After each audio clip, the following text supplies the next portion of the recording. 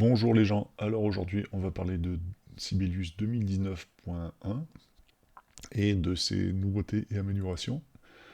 Donc en nouveauté, ça va aller vite, hein, il y a une nouveauté, ça va être la révision, alors le mode vérification, c'est ça. Euh, Normalement, vous pouvez écrire des partitions, quand ce mode est activé, vous n'avez plus possibilité de modifier la hauteur des sons, de rajouter du texte. Les seules choses que vous pouvez faire, c'est mettre en surbrillance, mettre des commentaires, faire des annotations, alors des commentaires, etc. Faire des annotations. Ah, c'est où? Oh là là, je vais trop vite. Vous pouvez faire des trucs comme ça, vous pouvez écrire, enfin là c'est avec une tablette, ça serait mieux. Et je vous parle maintenant des améliorations. Alors il s'agit beaucoup de têtes de lecture. Alors, vous voyez cette ligne verte là qu'on voit en début de partition. Donc si j'appuie sur espace, ben, ça lit.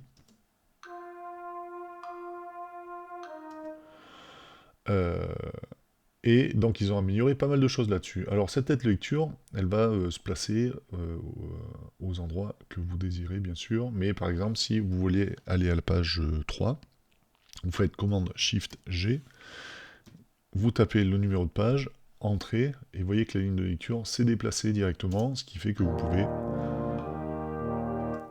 pouvez lire votre partition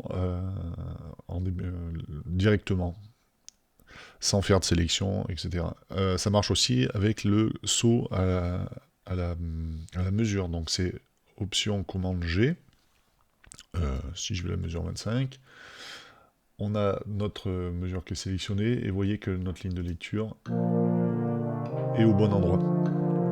Donc vous, voilà, si vous voulez écouter un passage dont vous savez l'endroit, vous connaissez la mesure, vous n'avez pas besoin de manipuler, de cliquer sur la note et puis de faire lecture. Alors, par exemple, 8, 9, 10, mesure 11, je vais aller à mesure 11. Et on peut donc écouter la partition. Et si vous voulez réécouter ce que vous venez de jouer, vous faites Option espace. Et la ligne de lecture revient. Alors on n'est pas obligé de sélectionner. Hein. Voilà, ça marche comme ça. Et alors, il y a on ne sait pas forcément où se trouve le début de la relecture, donc ils ont rajouté un petit truc, c'est la ligne de relecture, et vous voyez que c'est une ligne en pointillé, donc si je me mets là par exemple et que j'appuie sur P, ce qui est à peu près la même chose, c'est P c'est lecture à partir de la note sélectionnée. On a notre ligne de relecture qui s'est déplacée, et si je fais Alt espace, vous voyez que ça relie au bon endroit. Alors je me remets là, et par contre on peut maintenant, nouveauté, lire 2 fois moins 8. Alors je fais Shift espace,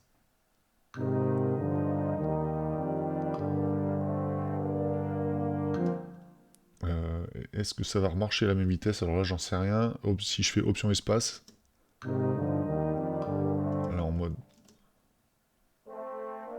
Ouais, ça fonctionne, ouais, il aurait fallu un petit truc que de pouvoir relire le passage en mode lent. Vous retrouvez ce mode de lecture, ici, activer la lecture à mi-vitesse. Je pense que c'est tout sur... Oui, je peux vous parler de la timeline vite fait, mais je m'en sers pas énormément, voire pas du tout. Mais pour des grosses pièces, ça peut être pas mal. Voilà, la timeline, c'est... vous avez la totalité... Alors j'enlève ça, c'est quand même pas... euh, de la pièce inscrite comme ça. Alors la ligne la tête de lecture, vous pouvez la déplacer. On a toujours notre ligne de relecture qui bouge pas. Et donc voilà, vous pouvez déplacer votre ligne de lecture aux mesures souhaitées. Si cette ligne de relecture ne s'affiche pas, vous pouvez aller dans Options, Timeline, et... Alors c'est à moitié en anglais, enfin non, c'est carrément en anglais, donc ça c'est pas cool. C'est peut-être à cet endroit que c'est peut-être décoché. Voilà. Je pense qu'on a fait le tour pour ce mois-ci. Là, le prochain, ça sera 2019.3 ou 4, qui sera aussi sur la lecture. Voilà, c'est vraiment un quickie quickie. À très bientôt les gens.